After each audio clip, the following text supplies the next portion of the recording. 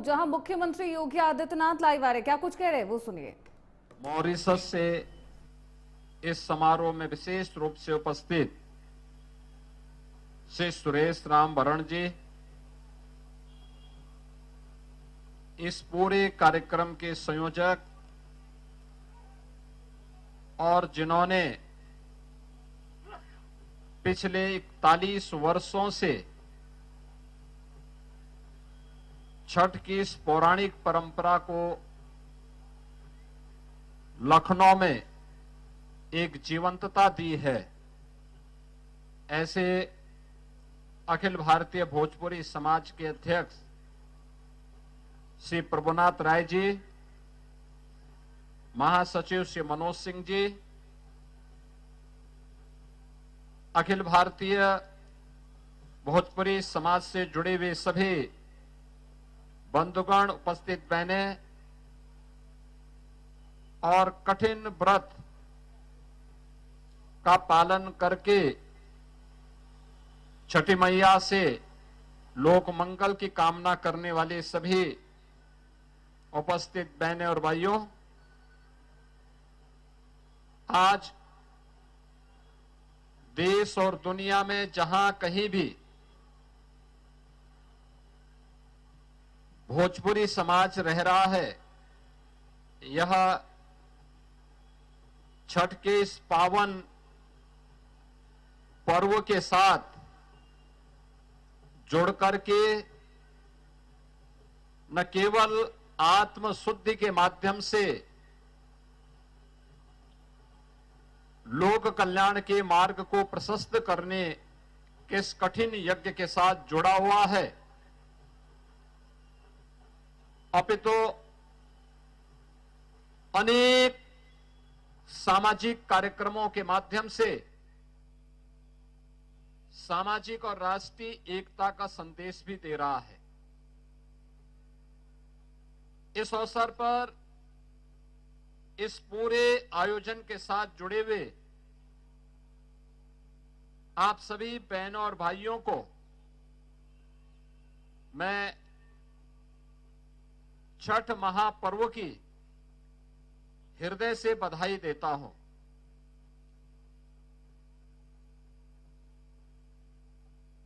इस अवसर पर मैं केवल आप सबसे एक ही बात कहूंगा कि छठ मैया की कृपा सबके ऊपर इसी प्रकार से बनल रहे।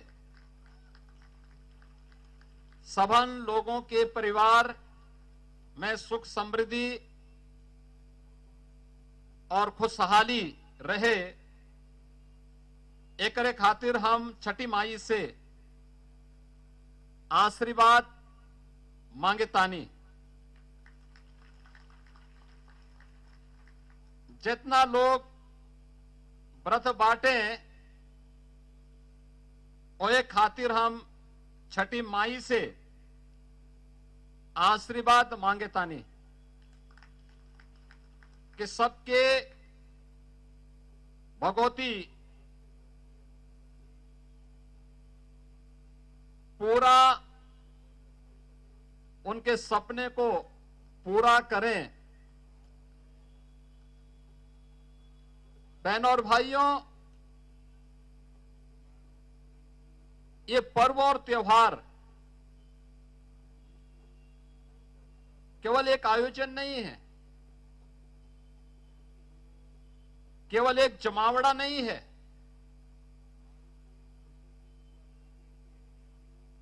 ये हमारी सामाजिक एकता, आध्यात्मिक उन्नयन, भारत की प्राचीन विरासत के प्रतीक भी है। प्रकृति के साथ हमारा संवाद कैसा होना चाहिए,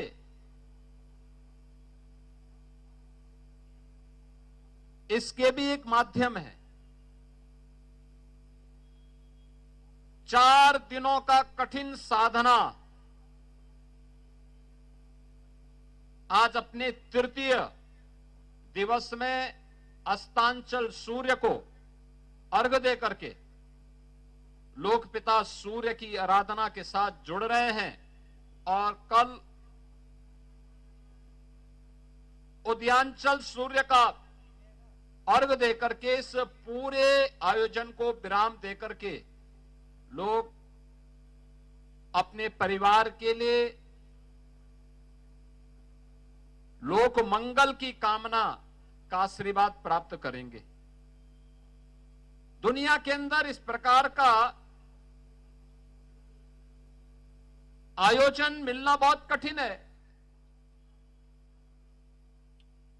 और आप इसको भी देख रहे होंगे कि पूरे आयोजन की पृष्ठभूमि में बहनों का योगदान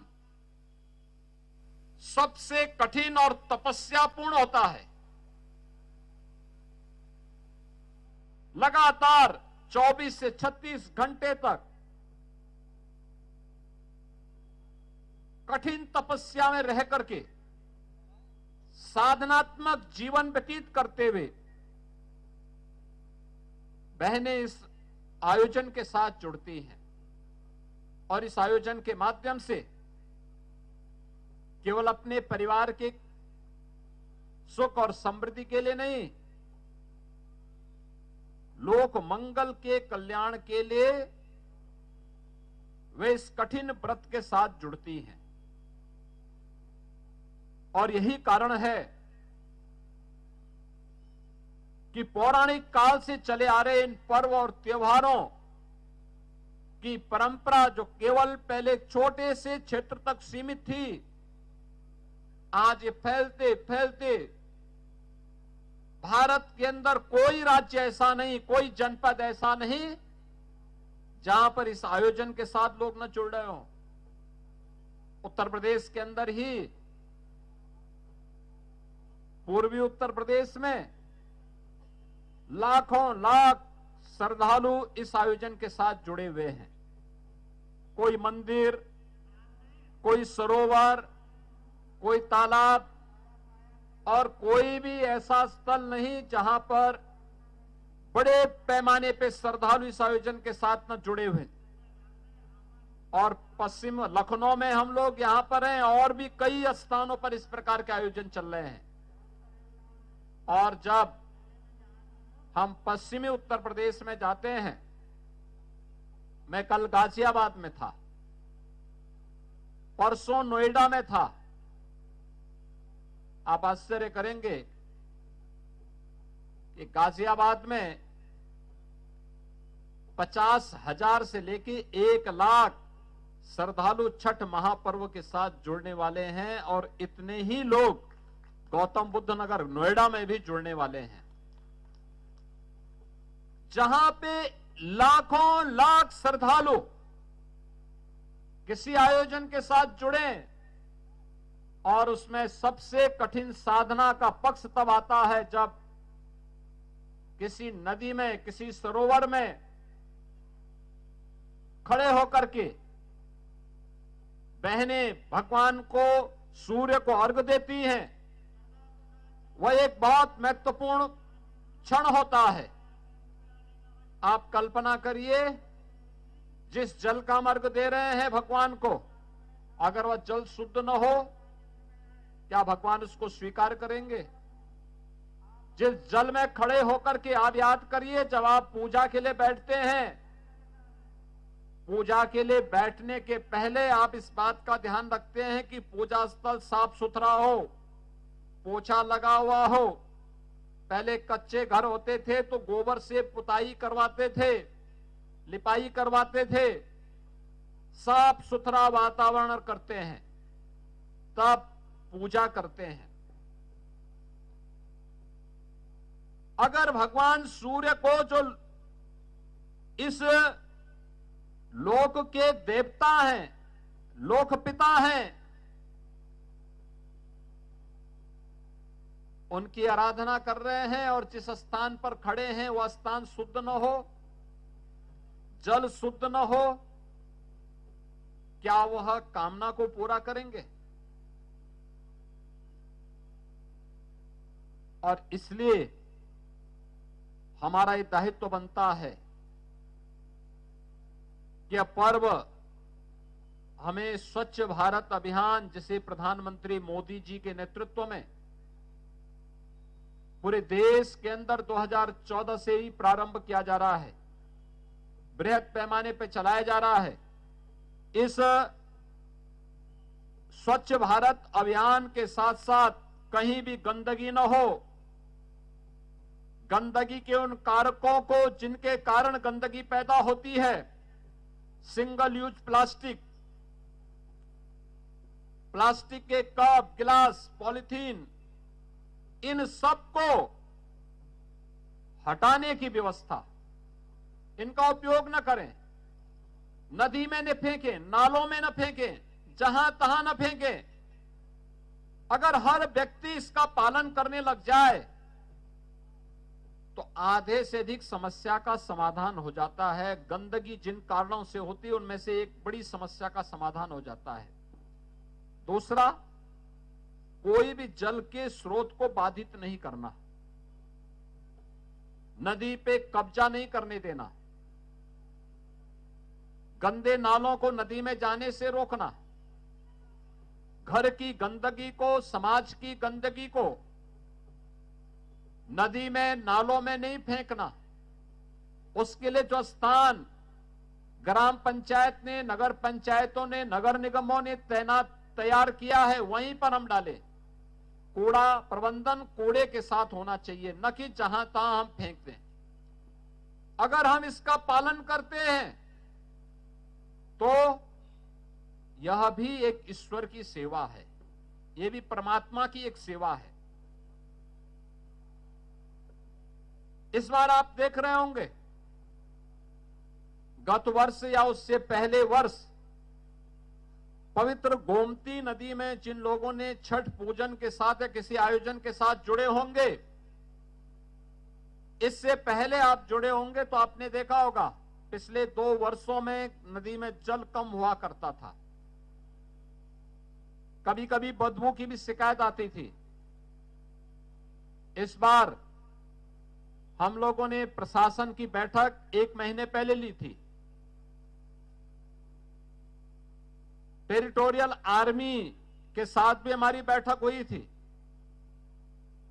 सिंचाई विभाग, स्थानीय प्रशासन, नगर निगम, लखनऊ विकास प्राधिकरण, ये सभी लगे, तमाम समाज सेवी और स्वयंसेवी संगठन भी लोग लगे, और अखिल भारतीय भोजपुरी समाज ने भी छठ के पूर्व स्वच्छता का जो अभियान चलाया, आज आप परिणाम देख रहे होंगे। जब मैं अभी पूजा करने के लिए, मां गोमती का पूजन करने के लिए और वहां पर गया तो मैंने देखा गत वर्ष की तुलना में इस बार जल की मात्रा भी अच्छा था और शुद्धता भी थी।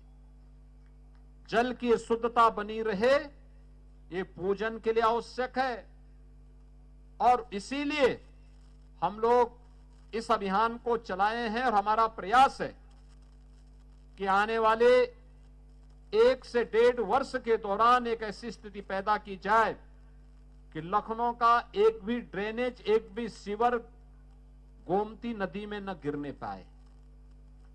पूरी गोमती नदी शुद्ध हो, पीलीभीत से लेकर के लखीमपुर खीरी, सीतापुर, लखनऊ होते हुए और गाजीपुर में जिस स्थान पर मां गंगा के साथ मां गोमती नदी का मिलन होता है, उस स्थान तक एक अविरल और निर्मल नदी के रूप में मां गोमती का आशीर्वाद इन सभी जनपदों को प्राप्त हो, इसके लिए एक तैयारी चल रही है।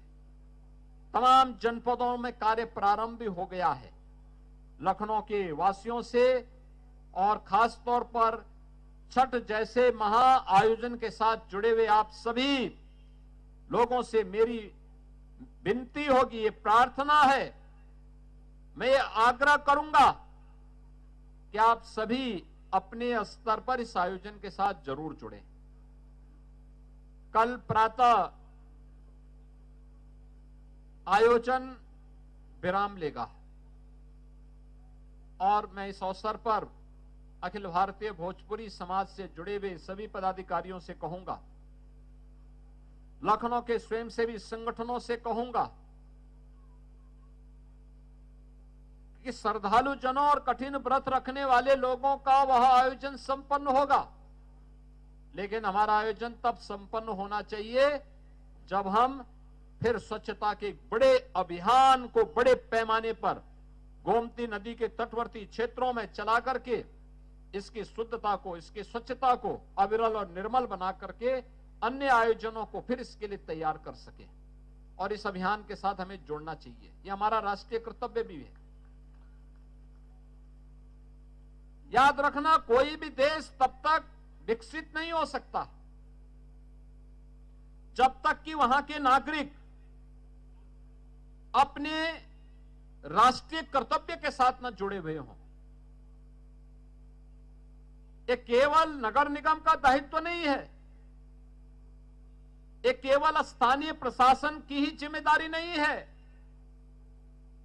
ये केवल उन लोगों की जिम्मेदारी नहीं है जो इस आयोजन के साथ जुड़ रहे हैं। हर लखनऊ वासी की जिम्मेदारी बनती है, हर प्रदेशवासी की जिम्मेदारी बनती है, जो भी नदी, नाला, सरोवर हमारे आसपास, हमारे गांव, हमारे शहर, हमारे कस्बे के आसपास जहां कहीं भी है, उसकी स्वच्छता को, उसकी सुंदरता को बनाए रखने के लिए अगर हम भी अपने स्तर पर कुछ प्रयास कर सकेंगे तो ये प्रयास आने वाले समय में विकसित भारत और आत्मनिर्भर भारत की संकल्पना को, प्रधानमंत्री जी के इस विजन को आगे बढ़ाने में मदद करेगी। और यह छठ जैसा पर्व इस बात की प्रेरणा भी हम सबको प्रदान कर रहा है। मैं आज के इस अवसर पर श्री प्रभुनाथ राय जी को और उनकी पूरी टीम को धन्यवाद दूंगा कि सम और विषम परिस्थितियों में इनके द्वारा लगातार इस कार्यक्रम को बनाए रख करके इस आयोजन को सफलता की एक नई ऊंचाई तक पहुंचाने का कार्य किया जा रहा है।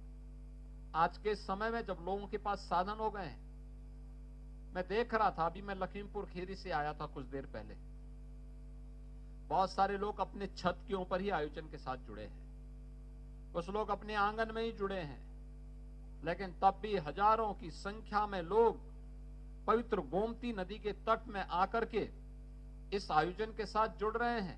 ये बहुत बड़ी बात है। इस अवसर पर मैं एक बार फिर से छठ महापर्व की आप सबको बधाई देता हूं, आप सबका अभिनंदन करता हूं।